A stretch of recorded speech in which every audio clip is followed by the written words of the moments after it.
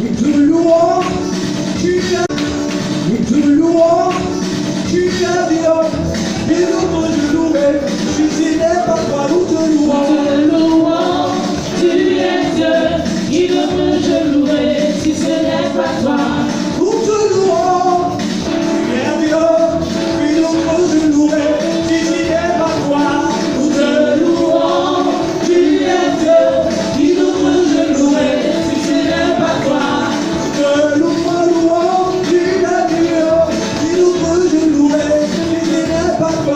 Nous te louons, tu es Dieu, qui devrait je louer si ce n'est pas toi. Jésus. À partir du verset 1 à 18. Genèse 22, verset 1 à 18. S'il te plaît, est-ce que tu peux te tenir debout dans la présence de Dieu pour la lecture de la parole de Dieu? Après ces choses, Dieu mit à Abraham à l'épreuve et lui dit, Abraham. Et il lui répondit, me voici. Dieu dit, prends ton fils, ton unique, celui que tu aimes, Isaac. Va-t'en au pays de Morija. Et là, offre-le en holocauste sur l'une des montagnes que je te dirai. Abraham se leva de bon matin, sella son âne et prit avec lui 2 serviteurs et son fils Isaac. Il fendit du bois pour l'holocauste et partit pour aller au lieu que Dieu lui avait dit. Le 3e jour, Abraham, levant les yeux, vit le lieu de loin. Et Abraham dit à ses serviteurs, restez ici avec l'âne. Moi et le jeune homme, nous irons jusque-là pour adorer et nous reviendrons auprès de vous. Abraham prit le bois pour l'holocauste, le chargea sur son fils Isaac et porta dans sa main le feu et le couteau. Et ils marchèrent tous deux ensemble. Alors, Isaac parlant à Abraham son père dit, mon père. Et il répondit, me voici. Mon fils. Isaac reprit, voici le feu. Et le bois. Mais où est l'agneau pour l'holocauste? Quelle question? Abraham répondit, mon fils. Dieu se pourvoira lui-même de l'agneau pour l'holocauste. Et ils marchèrent tous deux ensemble. Lorsqu'il fut arrivé au lieu que Dieu lui avait dit, Abraham y leva un autel et rangea le bois. Il lia son fils Isaac et le mit sur l'autel, par-dessus le bois. Puis Abraham étendit la main et prit le couteau pour égorger son fils. Alors l'ange de l'Éternel l'appela des cieux et dit, Abraham. Et il répondit, me voici. L'ange dit, n'avance pas sur l'enfant et ne lui fais rien, car je sais maintenant que tu crains Dieu et que tu ne m'as pas refusé ton fils, ton unique. Abraham leva les yeux et vit derrière lui un bélier retenu dans un buisson par les cornes. Et Abraham alla prendre le bélier et l'offrit en holocauste à la place de son fils. Abraham donna à ce lieu le nom de Jéhovah Jireh. C'est pourquoi l'on dit aujourd'hui, à la montagne de l'Éternel, il sera pourvu. L'ange de l'Éternel appela une seconde fois Abraham des cieux et dit, je le jure par moi-même, parole de l'Éternel, parce que tu as fait cela et que tu n'as pas refusé ton fils, ton unique, je te bénirai et je te multiplierai ta postérité, comme les étoiles du ciel, et comme le sable qui est sur le bord de la mer. Et ta postérité possédera la porte de tes ennemis. Verset 18. Ce matin, je veux déclarer que ta postérité va posséder la porte de tes ennemis au nom de Jésus. Quelqu'un m'a pas donné un bon amen. Verset 18. Toutes les nations De la terre seront bénies en ta postérité. Parce que tu as obéi à ma voix. Amen. Alléluia. Acclame Jésus-Christ pour sa parole.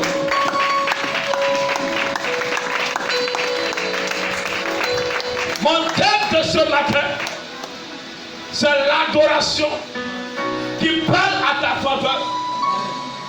Qu'est-ce qu'une adoration? Une adoration, c'est rendre un culte à une divinité ou à un Dieu.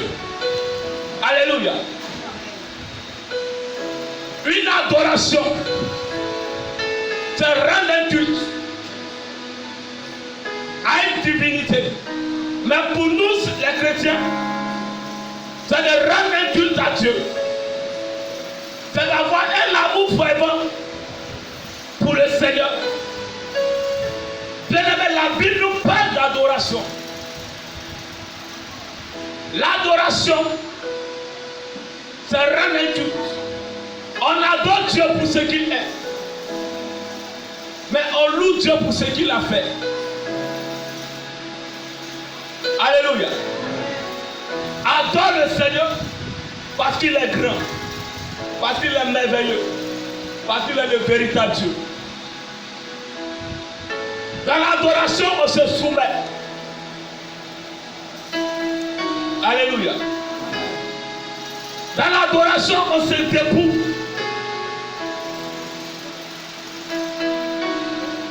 Dans l'adoration, on se laisse dans la présence de Dieu. Dans Genèse 1, verset 18, la Bible nous parle d'Abraham. Mais la Bible commence par après ces choses. De quoi Dieu veut nous parler? Après quoi? Ces choses. Quelles choses? Ma Bible me dit, avant qu'Abraham n'eût allé donner Isaac en holocauste, il a eu des événements. Dieu avait fait une promesse à Abraham dans la Genèse 12. Il dit, je te bénirai, je rendrai ton nom grand, et de toi sortira une postérité. Mais lorsque Abraham, la Bible nous parle de ces choses, je me suis renseigné un peu. La Bible nous parlait de la naissance d'Isaac. Je veux dire à une personne, Isaac était la promesse. Isaac est la promesse. Il y a eu des révélations sur ta vie. Il y a eu des prophéties. Il y a eu des promesses de Dieu sur ta vie. Mais je vais t'annoncer une bonne nouvelle. Ces promesses vont se réaliser au nom de Jésus. Alléluia. Amen. Abraham a attendu pendant 25 ans. Mais je ne pense pas que toi tu puisses attendre pendant 25 ans. Alléluia. Amen. Mais cette promesse se réalisera dans ta vie au nom de Jésus. Amen. Il dit après ces choses, à la naissance d'Isaac. Or, lorsque nous parcourons la Genèse, à partir du verset 12, avant la naissance d'Isaac, il y a eu la naissance d'Ismaël. Or, Ismaël signifie âne sauvage. Ismaël est la volonté permissive. Tellement que Sarah et Abraham attendaient la promesse de Dieu. Tellement ça tardait. Alléluia. Ils ont pris un raccourci. Bien aimé, pendant il y a des promesses qui datent. Tellement que ça date. Tu ne peux pas patienter. Tu cherches à prendre des raccourcis. Or, les raccourcis, ce n'est pas de la volonté de Dieu. Tu peux être béni, mais la petite bénédiction est suivie de chagrin. Ismaël était une bénédiction, mais il était suivi de chagrin. La volonté permissive et la volonté de Dieu ne peuvent pas marcher ensemble. Donc lorsque Isaac est arrivé, Ismaël et sa mère Agar ont pris la pluie pour aller dans le désert. Alléluia. Amen. Amen. Je vais dire à quelqu'un, patience. Garde le silence. Et puis regarde Dieu. Fais ce qu'il a fait dans ta vie. Il dit Abraham, il dit me voici. Il dit prends ton fils, ton unique, celui que tu aimes. Offre-le en holocauste. Tu attends quelque chose pendant des années. Et puis ça arrive. Tu attends une bénédiction, puis ça arrive comme waouh. Et puis ça sonne dans ton oreille.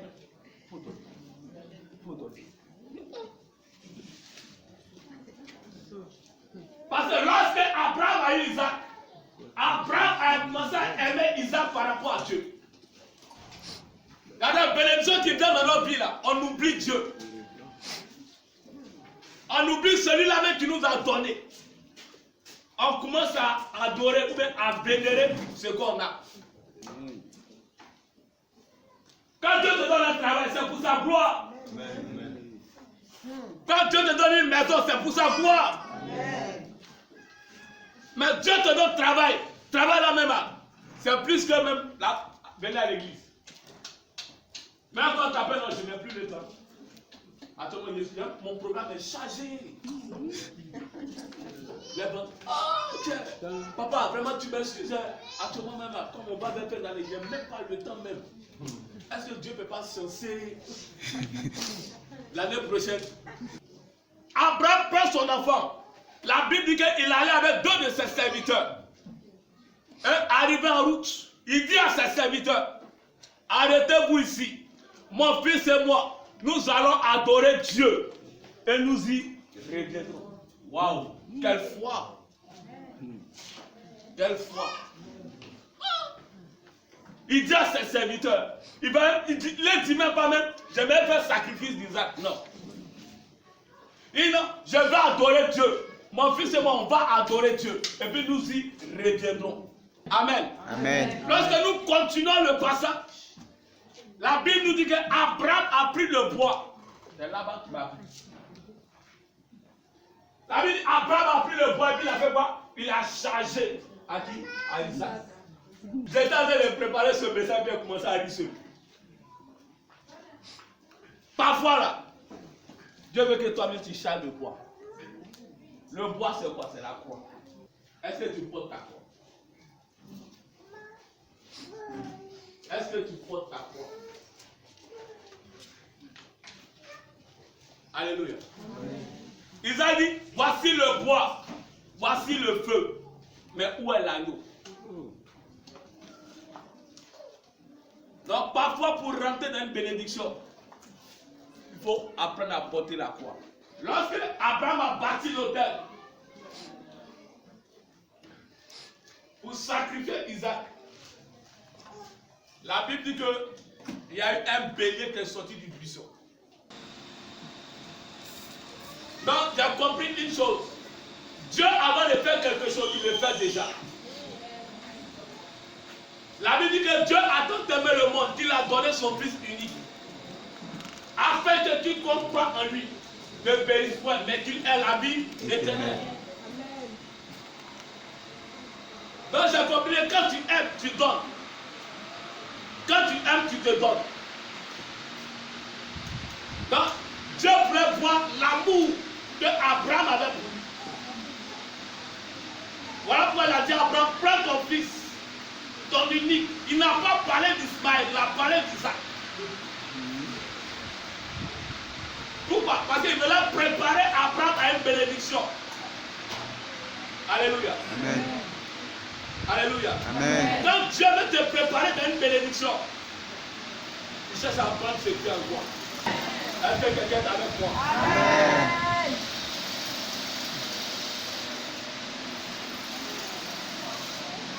On revient à notre thème de base. Abraham prit le bois pour l'holocauste et le chargea à son fils Isaac, portant dans sa main le feu et le couteau. Ils marchaient tous deux ensemble Alors Isaac parla à Abraham, son père, et dit, mon père. Il répondit, me voici, mon fils. Isaac reprit, voici le feu et le bois, mais où est l'agneau? Isaac pose cette question à son père. Il dit, voici le feu et le bois, mais où est l'agneau pour l'holocauste? Abraham répondit, mon fils, Dieu se pourvoira lui-même de l'agneau pour l'holocauste. Et ils marchèrent tous deux ensemble.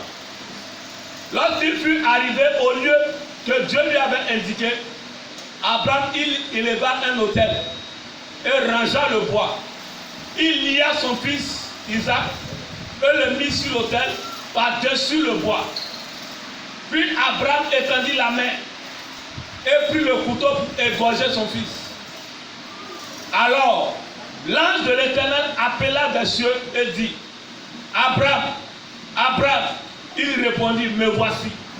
L'ange dit, n'avance pas la main sur l'enfant et ne lui fais rien, car je sais maintenant que tu crains Dieu et que tu n'as pas refusé ton fils, ton unique. Alléluia. Il dit, maintenant là, je sais que tu crains Dieu. Est-ce que nous sommes prêts à donner ce qui nous reste à Dieu?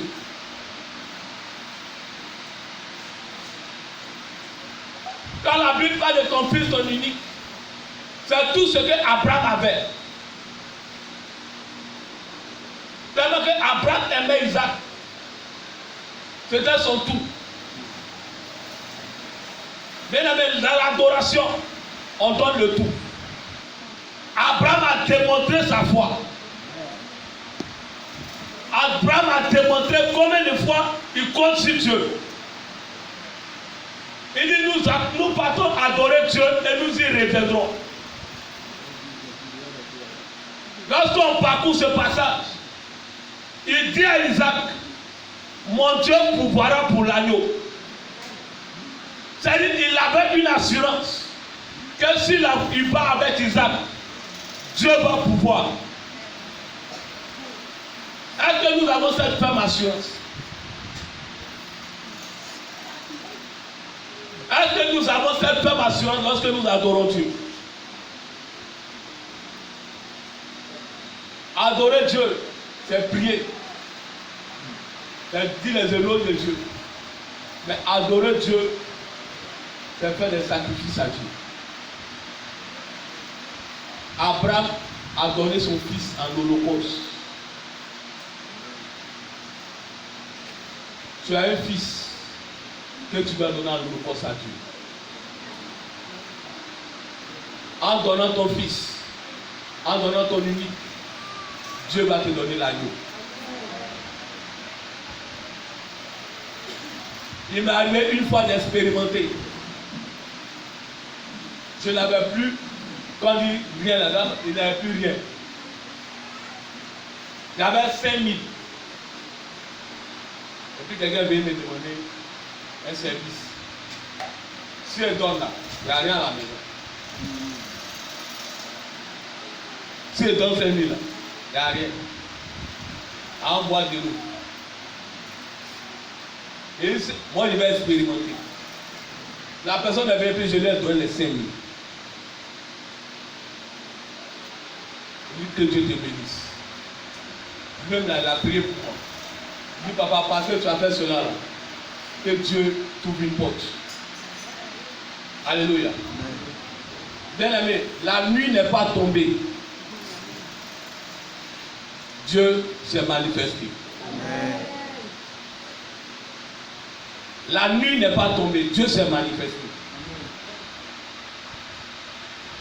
Parfois, Dieu veut tester nos foi. Est-ce que nous pouvons donner sans murmurer à Dieu? Abraham n'a pas murmuré. Abraham n'a pas parlé. Abraham n'a pas dit non Seigneur je ne veux pas. Il a obéi. Dans l'adoration il y a l'obéissance. Quand tu obéis à Dieu, Dieu va pouvoir.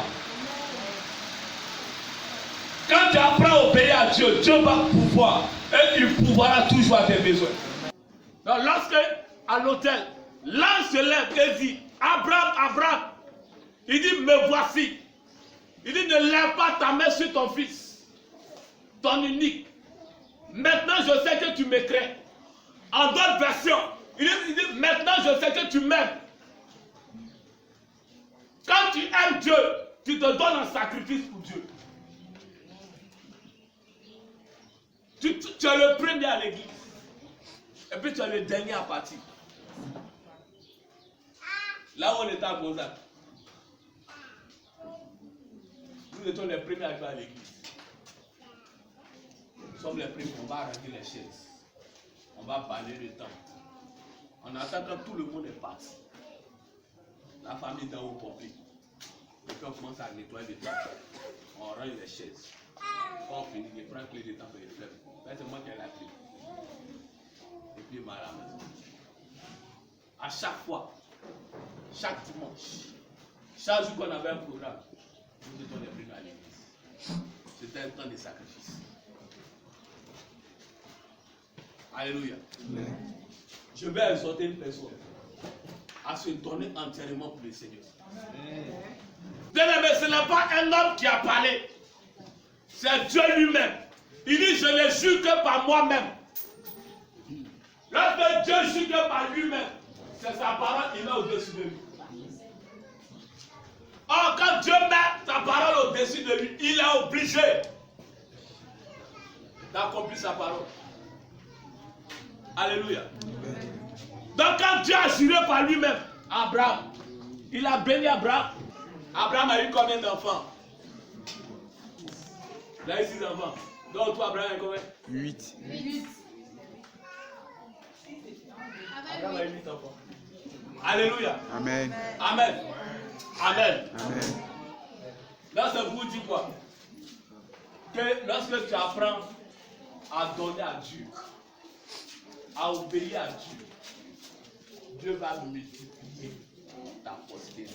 Amen. Amen, amen. Amen, amen. Amen. Au verset 17, il dit, je te bénirai, je multiplierai ta postérité, comme les étoiles du ciel, comme le sable qui est sur le bord de la mer, et ta postérité possédera la botte de ses ennemis. Verset 18, il dit, toutes les nations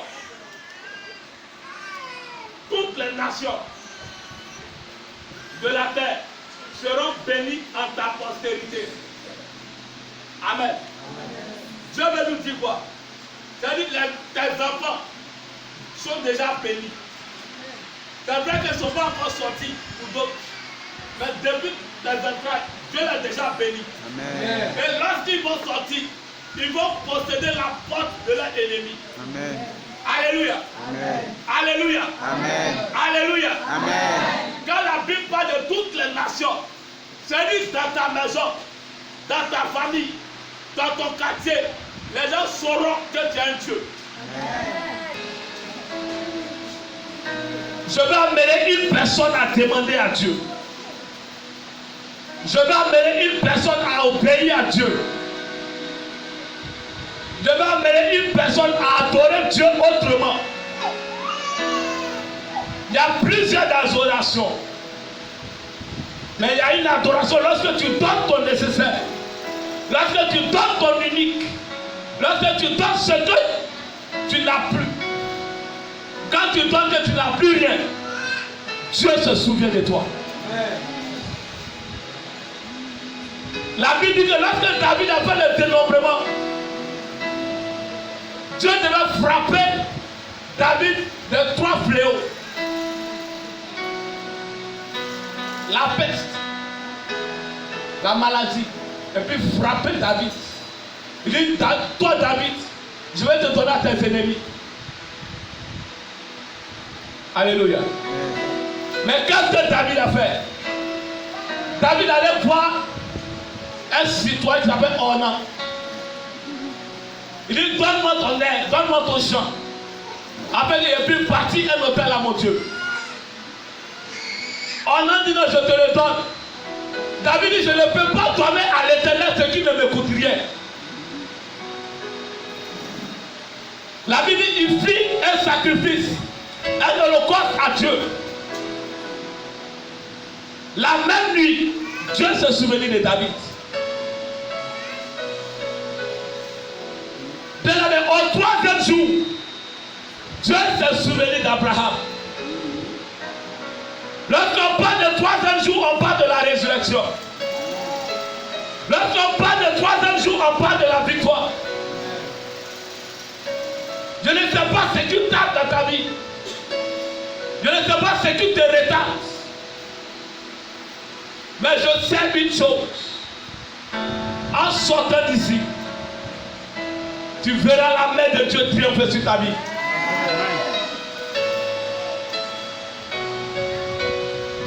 Mais parfois Dieu a besoin de notre foi. Dieu a besoin de notre obéissance. Parce que l'obéissance amène Dieu à travailler à notre faveur. Obéir, c'est être présent dans la maison de Dieu. Obéir, c'est faire ce que Dieu t'a mandaté de faire. Et nous allons voir Dieu nous bénir. Je suis en train de finir mon message. De la même manière que Jésus-Christ a été élevé. De la même manière que Dieu a pourvu un bélier à Abraham à la place d'Isaac.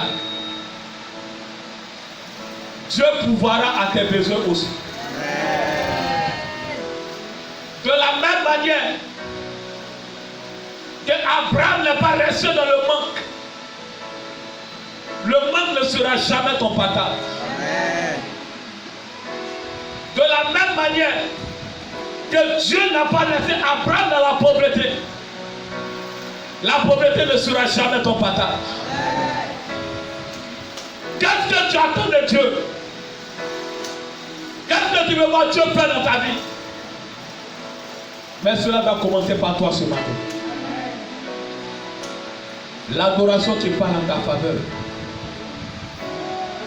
Comment tu adores Dieu? Chante ton adoration. Comment tu parles à ton Dieu? Chante ta manière de parler à Dieu.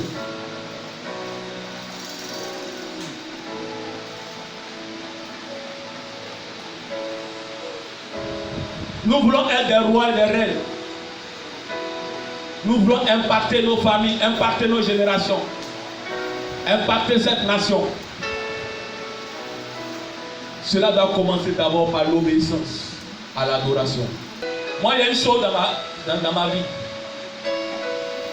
Dans ma maison, la première personne, c'est Dieu. Et même ils sont au courant. La première personne, c'est Dieu. Après Dieu, c'est ma femme. Après ma femme, c'est mes enfants. Pas mes enfants, quand ils vont grandir, chacun va se chercher. Donc je veux dire à une personne, mets Dieu à la première place. Mets Dieu à la première place. Rien que Dieu. Rien que Dieu. Le reste, il prend ta soin. La Bible dit, cherchons premièrement le royaume des cieux et sa justice. Et puis, dis quoi? Va nous revenir par-dessus. Mettons Dieu. Nous voulons voir Dieu agir. Mettons Dieu. Nous voulons voir Dieu se manifester. Mettons Dieu. Nous voulons voir Dieu se glorifier dans nos vies. Mettons Dieu à la première place. C'est ce message que je suis venu donner à une personne. C'est ce conseil que je suis venu donner à quelqu'un. Mets Dieu et tu verras sa gloire se manifester dans ta vie. Sur ce, que Dieu vous bénisse. Que la grâce et la paix de Dieu soient sur vos vies. Au nom de Jésus.